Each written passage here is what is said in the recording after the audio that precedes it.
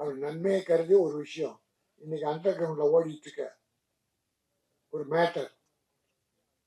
ஒரு 3 மாசத்துக்கு முன்னால ஒரு ஆடியோ ஃபங்க்ஷன், அதுல ஒரு ஹீரோ, அந்த படத்து ஹீரோ வந்திருந்தார். அழகா இருப்பார், தெலுங்குலயும் ஹீரோ பண்றார்.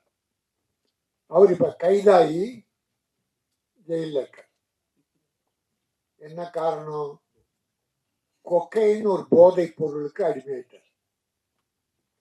எனக்கு ரொம்ப வேண்டிய தம்பி, என் தம்பி சாமிநாத மாதிரி. அவனும் ஒரு நல்ல தம்பி, நல்லா பழகுவான், மரியாதையான அழகன். பாராட்டு மேடையில பாராட்டு அழகன். ஆனா குடும்பத்துல ஒரு சூழ்நிலை வந்தது. குடும்பத்துல ரொம்ப அவசப்பட்டான், கோர்ட்டு கேஸ்ன்னு. அது ஒரு ஒரி. அது போக படங்கள் இல்லாம போயிடுச்சு. இப்ப நம்ம ஆளுங்க நடிகர்களோ இல்ல ப்ரொடியூசர் எப்படி இப்படி அடிமை ஆகுறாங்கன்றதுக்காக உதாரணத்துக்கு சொல்றேன்னு தவிர நான் யாரையும் குறை சொல்லல. ஒரு செய்தி வந்ததால் அந்த தம்பி பேரை சொன்னேன். எனக்கு ரொம்ப வேண்டியவன்ற உரிமையில சொன்னேன். இப்படி நிறைய பேர் இருக்காங்க. நிறைய குடும்பம் கெட்டு போயிருக்கு. பிறகு அவர் என்ன பண்றாரு, படம் இல்லைன்னும் போது ஒரு படம் எடுக்கிறார் சொந்தமா. எடுத்து படம் முடிச்சு ரிலீஸ் ஆகல, வியாபாரம் இல்லை. பிறகு கடன் வாங்கி படத்தை ரிலீஸ் பண்ணிட்டார். அதுல அவஸ்தப்பட்டார். இது ஒரு ஒரி. எல்லா ஒரிசையும் தீர்க்க மதுக்கு அடிமையாயிட்டார். மது ஒரு ஒரிசை ஒழிச்சிருமா? மது உடலை கெடுக்கும், குடலை கெடுக்கும், குடும்பத்தை கெடுக்கும், மனைவி மக்களை கெடுக்கும், மனிதன் என்ற அந்த வார்த்தையை கெடுத்தோம். மதுவால வாழ்ந்தவர்கள் யாரும் இல்லை. குடியால் குடும்பம் கெட்டதை தவிர இன்னைக்கு தமிழ்நாட்டில் மட்டும் இல்லை சார், உங்களுக்கு தெரியும், எல்லாம் தெரியும். இந்தியா முழுக்க, தமிழ்நாட்டில் கொஞ்சம் குறைவே சொல்லலாம். நீங்க குஜராத்தில் மது விலக்கு, ஏன்னா காந்தி பிறந்த மண்ணு, மது விலக்குன்னு சொல்றாங்க. பட் வேற நாட்டில இருந்து அங்க துறைமுகத்துல தான் வந்து இறங்குதான், அங்க இருந்தா நாட்டு கட்டப்படுதான். கேள்வி, பத்திரிகை நியூஸ் பல பேர் சொன்னதை சொல்றேன். சினிமா ஒரு காரணம். நான் இதுவரைக்கும் சினிமாவில் குறை சொன்னதில்லை, ஏன்னா நம்ம சினிமா. ஆனா குறை இருக்கும்போது சொல்லிதான் தரணும். முன்னெல்லாம் என்ன பண்ணுவோம் சார், சினிமா என்ன சார் சொல்லிட்டோம், சமுதாயத்தில் நடக்கிறது தான் சார் சொல்லணும். ஆணவ கொலை நடக்கலையா, அதை கதையா எடுத்தோம். ஜாதி வரி இல்லையா, அதை கதையா எடுத்தோம். கற்பழிப்பு இல்லையா, பாலியல் பலாத்காரம் இல்லையா, அதை கதையா எடுத்தோம்னு சொல்லிட்டு இருந்தோம். இப்போ சினிமாவில் இது நிறைஞ்சு போச்சு சார். இந்த நான் உங்களுக்கு தர்ம நியாயமா கேட்கிறேன், இந்த 1 இயர்ல எத்தனை படம் சார் ரிலீஸ் ஆயிருக்கும்? 241 படம் போன வருஷம். அதுல சின்ன படங்கள் தான் குடும்ப தர்மத்தை சொல்லியிருக்கு. பெரிய படங்கள் பூரா எடுத்து பார்த்தீங்களா? என்ன படம்? வெட்டு, குத்து, கொலை, கொள்ளை, கஞ்சா கடத்தல். பெரிய ஹீரோ சார். நீ ஒரு நல்ல குடும்ப கதை சொல்லக்கூடாது? கஞ்சா கடத்தல் மட்டும் விஜய நடிச்சிருக்காரு, அஜித் நடிச்சிருக்காரு, ரஜினி சார் நடிச்சிருக்காரு. இப்போ உங்களுக்கு கோடி, 1000 லட்சக்கணக்கான தொண்டை இருக்கான்,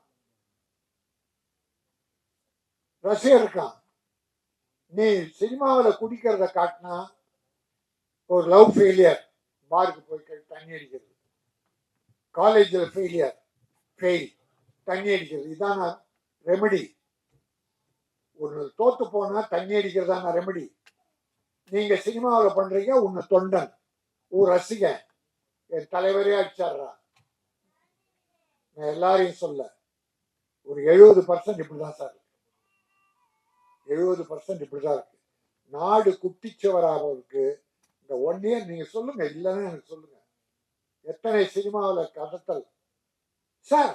ஹீரோ ஒரு துப்பாக்கி வச்சிருக்கான் சார், 50 பேர் கையில துப்பாக்கி, அறிவாளுக்கு உண்டு, இவ்வளவு நிலமை வச்சுக்கிட்டு ஹீரோ மேல படாது. ஆனா ஹீரோ சுடுவாரு, ஒரு குண்டுக்கு 100 பேர் விழுவான். அவன் ஹீரோ ஒல்லியா இருப்பான், 80 கிலோ, 120 கிலோ ஆளு 10 பேர் விழுறான் சார். இப்படின்னு இப்படி வீசினா 10 பேர் விழுறான் சார். என்ன சார் அக்கிரமம்? இதை பார்த்து சமுதாயம் கெட்டு போகுதா இல்லையா? இப்போ குடி வேற வந்துருச்சா? இளைஞன் 18 வயசு பையன்ல குடிக்க ஆரம்பிச்சான், கட்டுப்பாடு இல்லை. காலேஜ் ஸ்டூடெண்ட்ஸ் குடிக்க ஆரம்பிச்சிட்டாங்க சார். வெட்கி தலைவன் ஒரு தாத்தாவா குழந்தைகள் 6 பேர பிள்ளைங்க எனக்கு எல்லாம். என் ஸ்கூல்ல 500 பிள்ளைங்க படிக்கிறாங்க, பேர பிள்ளைகள். என் ஸ்கூல்ல படிக்கிற பிள்ளைங்க என் பேர பிள்ளை தான். அத்தனை பேருக்கு நான் பொறுப்பு. ஆனா நாட்டில் இன்னைக்கு கவர்மெண்ட் ஸ்கூல்ல பையன் குடிக்கிறான் சார், டேபிள் உட்காந்து. நாம டிவியில பார்த்தோம். காலேஜில் குடிச்சிட்டு வெட்டிக்கிறானுங்க சார். குடியால் இந்த நாடு கெட்டு குட்டிச்சோர் ஆயிடுச்சு. அப்படின்னா நான் தமிழ்நாட்டை மட்டும் சொல்றேன்னு நினைக்காதீங்க.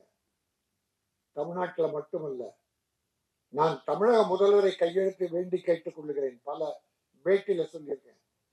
தமிழ்நாட்டில் மதுவிலக்கை கொண்டு வந்து மக்களை காப்பாற்றுங்கள். அவரும் வசதி இருந்தா